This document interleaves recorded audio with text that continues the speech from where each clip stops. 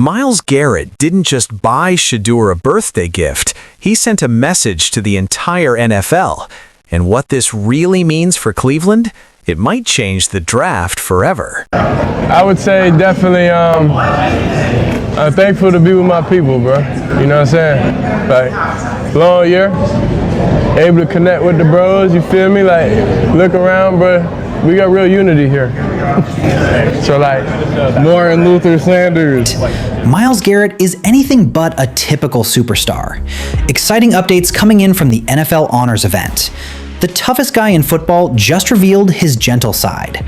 Right after clinching the award, Myles made his way backstage to find Shedeur Sanders. This weekend marked Shedeur's 24th birthday, and Myles made sure to remember it. He gifted him a personalized Audemars Payday watch, featuring the engraving QB1. However, it was his words that have Browns fans envisioning a Super Bowl victory. Myles Garrett just pulled off what might be the most insane birthday surprise in NFL history, and nobody saw it coming.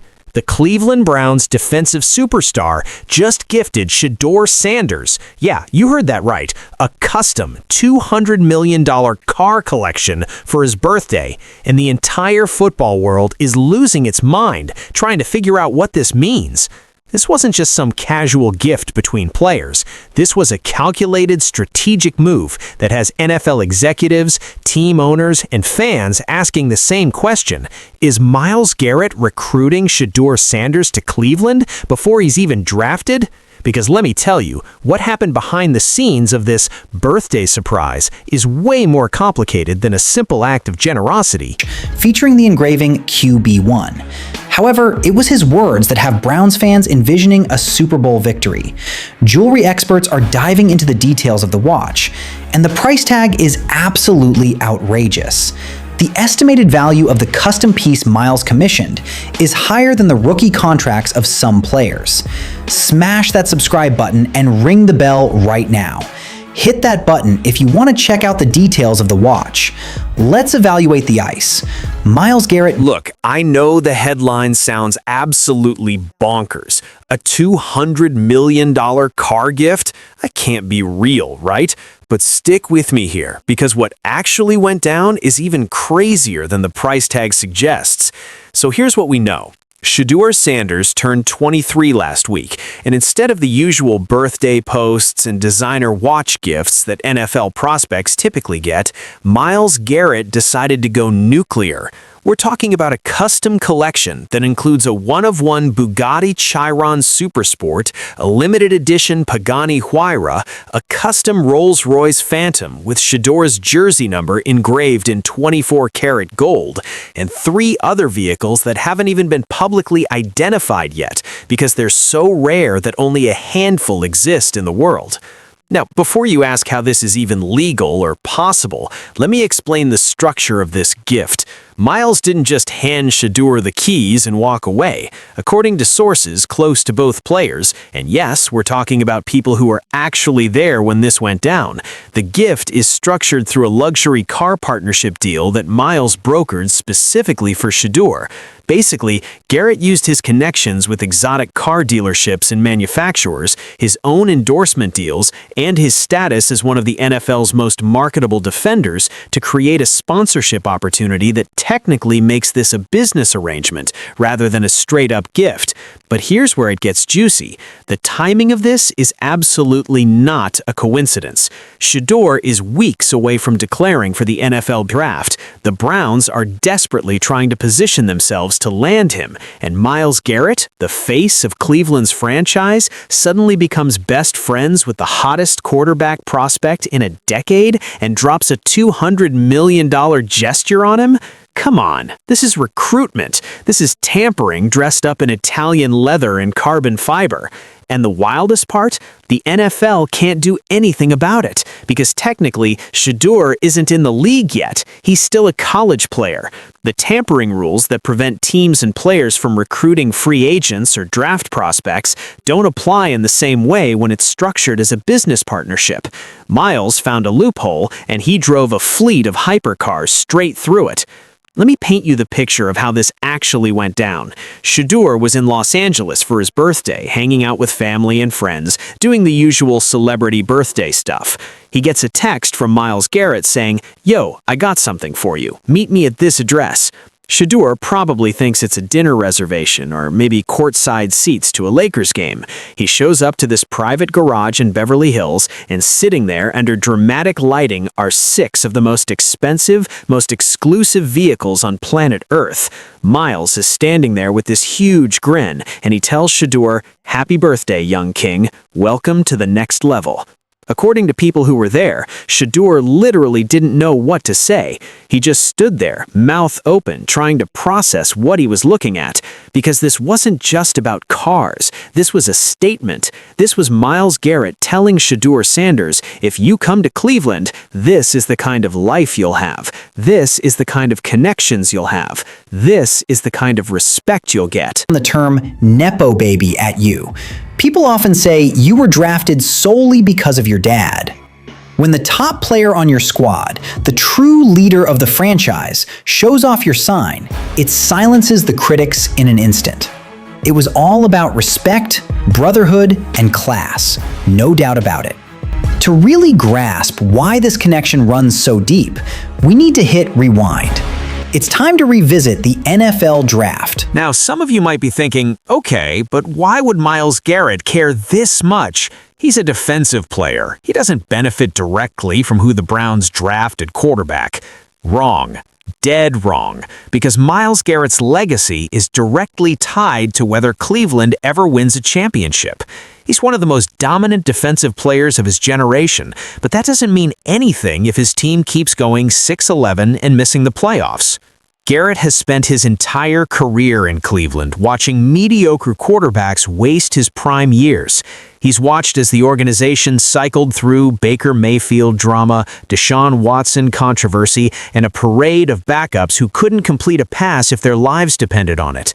He's 29 years old now, his championship window is closing, and he absolutely knows that if the Browns don't land a franchise quarterback soon, his entire career will be remembered as great player, terrible team.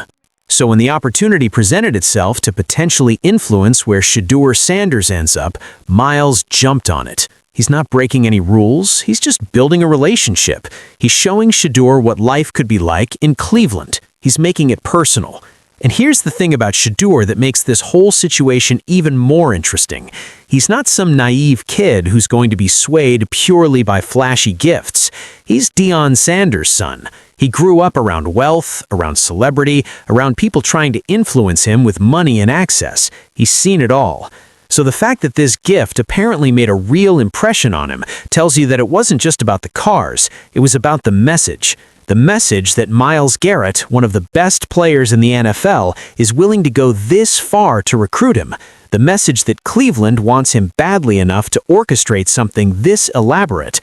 The message that if he chooses the Browns, he'll be stepping into an organization that's ready to build around him, support him, and do whatever it takes to win. But let's talk about the elephant in the room, the $200 million valuation. How is that even possible? Well, when you break down the collection, it starts to make sense.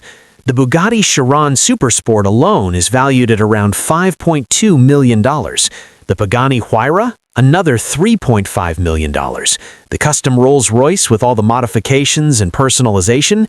Easily $2 million. And that's just 3 of the 6 vehicles. But here's where the number gets truly insane. This isn't just about the current value of the cars. The partnership deal that Myles structured includes future endorsements, appearance fees at car shows and exotic vehicle events, and revenue sharing from a potential YouTube series documenting Shedeur's car collection.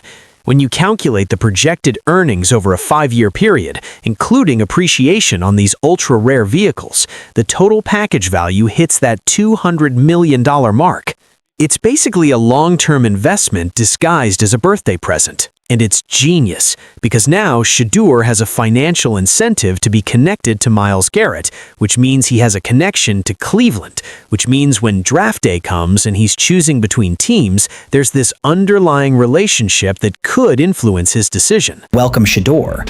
He told the media, "You all are underestimating this kid, and it's going to come back to bite you." He cleared up every misunderstanding. He put those rumors to rest. He straight up stated that the diva narrative was just a bunch of nonsense. He shared with everyone that Shedeur radiates positive energy, is incredibly hardworking, and is exactly the type of person you'd want by your side in tough times. It caught everyone off guard to see him drop to the 5th round. Think about it from the Browns' perspective.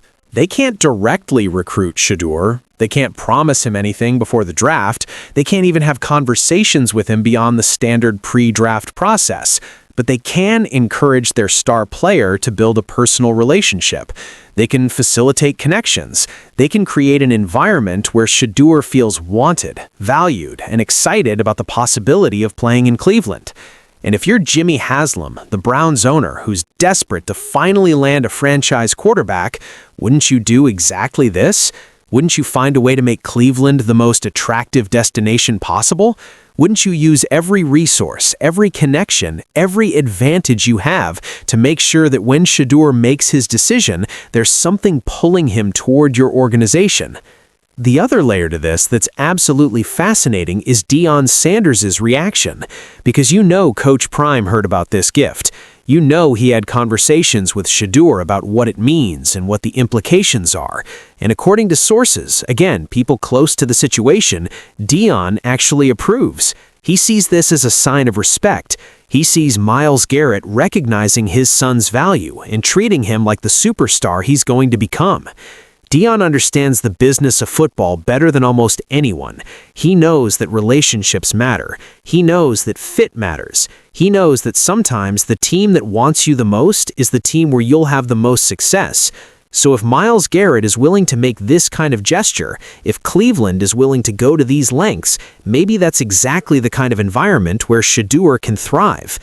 Now let's talk about the reaction from the rest of the NFL, because you better believe other teams are watching this and losing their minds. The Giants, who desperately need a quarterback, are probably trying to figure out how they can compete with this. The Raiders, who have cap space and draft capital, are scrambling to create their own recruitment strategy. Every team that wants Shedeur is now thinking, how do we top a $200 million car collection? And the answer is, you can't. That's the beauty of what Myles Garrett did. He set a bar so high that nobody else can reach it. He made it personal in a way that general managers and coaches can't replicate. He used his own star power, his own connections, his own credibility to send a message that's impossible to ignore. But here's where it gets really interesting for Shedeur. Does this gift create pressure? Does it create an expectation that he owes Cleveland something? Because that's the uncomfortable truth underneath all of this. Myles Garrett just gave him something incredibly valuable.